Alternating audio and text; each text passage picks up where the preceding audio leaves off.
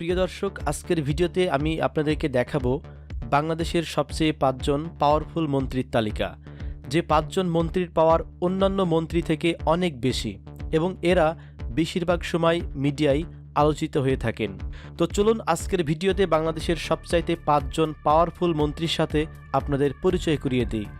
ভিডিওটি শুরু করার পূর্বে সংবিধিবদ্ধ সতর্কীকরণ। ভিডিওটি নির্মাণের ক্ষেত্রে যে 5 জন ক্ষমতাশীল মন্ত্রীর তথ্য তুলে ধরা হয়েছে সেক্ষেত্রে তাদের জীবনধারা ও রাজনৈতিকভাবে বিচার বিশ্লেষণ ও সামাজিক যোগাযোগ মাধ্যম পর্যবেক্ষণ করে ভিডিওটি নির্মাণ করা হয়েছে।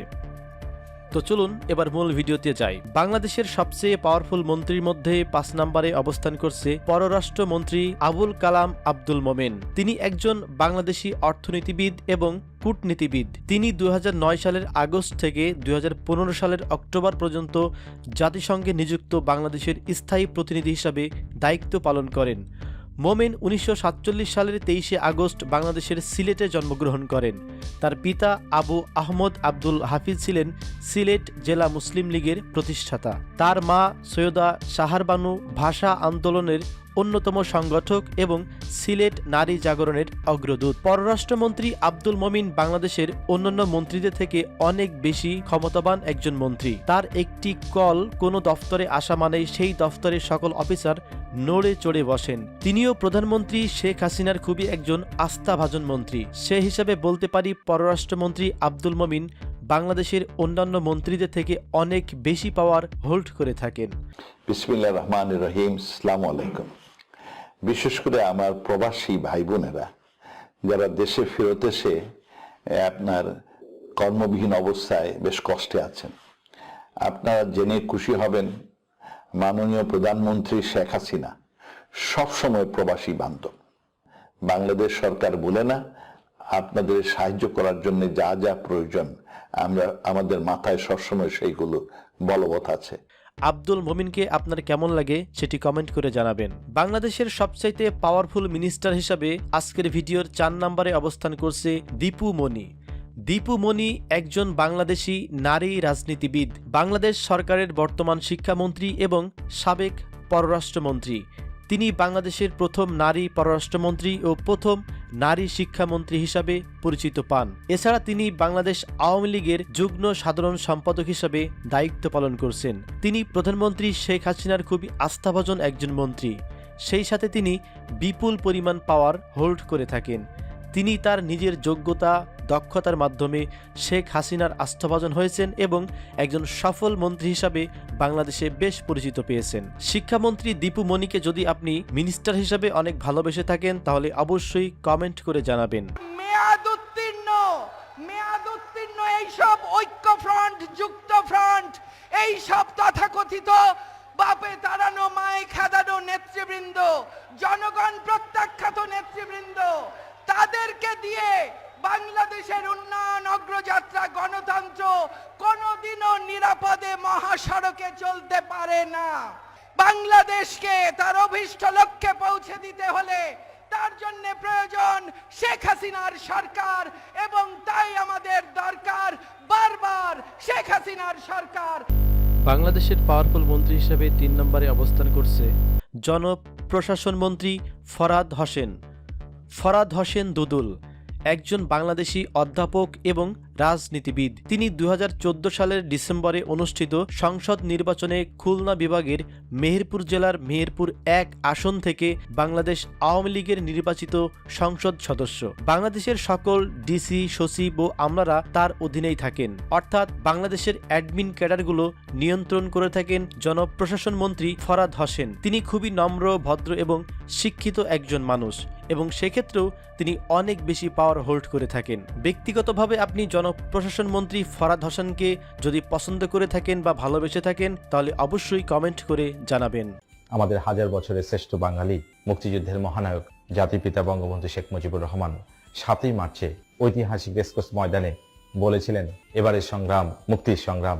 যেভাবে জাতিকে ঐক্যবদ্ধ করে আমরা মহান স্বাধীনতা অর্জন করেছি, বঙ্গবন্ধুর দ্বিতীয় স্বপ্ন বাংলাদেশ হবে বিশ্বের মাঝে উন্নত সমৃদ্ধ বাংলাদেশ। প্রতিটা মানুষকে উন্নত মানসম্মত জীবন দিই, সমৃদ্ধ উন্নত বাংলাদেশ গড়ে তুলি। বাংলাদেশের সবচেয়ে পাওয়ারফুল মিনিস্টারের মধ্যে আজকের ভিডিওর 2 নম্বরে অবস্থান করছে আসাদুজ্জামান খান কামাল।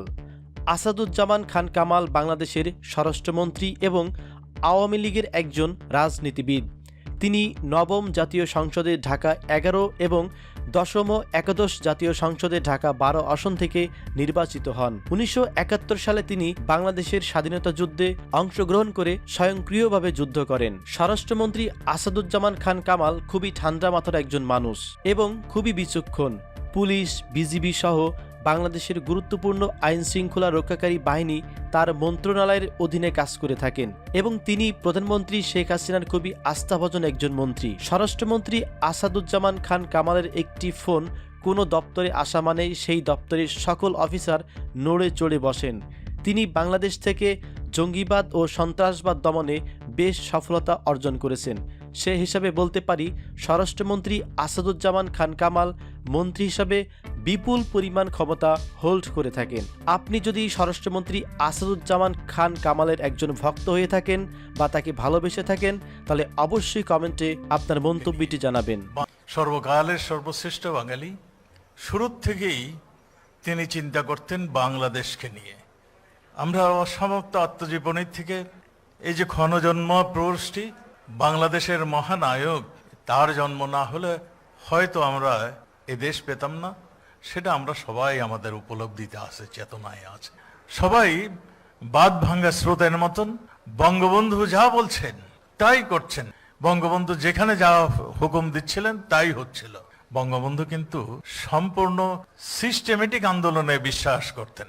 বাংলাদেশের পাওয়ারফুল মন্ত্রীর মধ্যে আজকের ভিডিওর 1 নম্বরে অর্থাৎ সবচেয়ে বেশি পাওয়ার হোল্ড করে থাকেন ওবায়দুল কাদের। ওবায়দুল কাদের বাংলাদেশ আওয়ামী লীগের সাধারণ সম্পাদক এবং সড়ক পরিবহন ও সেতু মন্ত্রী। নোয়াখালী 5 আসন থেকে তিনি আওয়ামী লীগের প্রার্থী হিসাবে সপ্তম, নবম, দশম এবং একাদশ জাতীয় সংসদ নির্বাচনে জয়লাভ করেন। তিনি যেহেতু বাংলাদেশের বৃহত্তম সংগঠন আওয়ামী লীগের সাধারণ সম্পাদক হিসেবে দায়িত্ব পালন করছেন, সে হিসাবে বলতে পারি শেখ হাসিনার পরেই রয়েছে তার স্থান।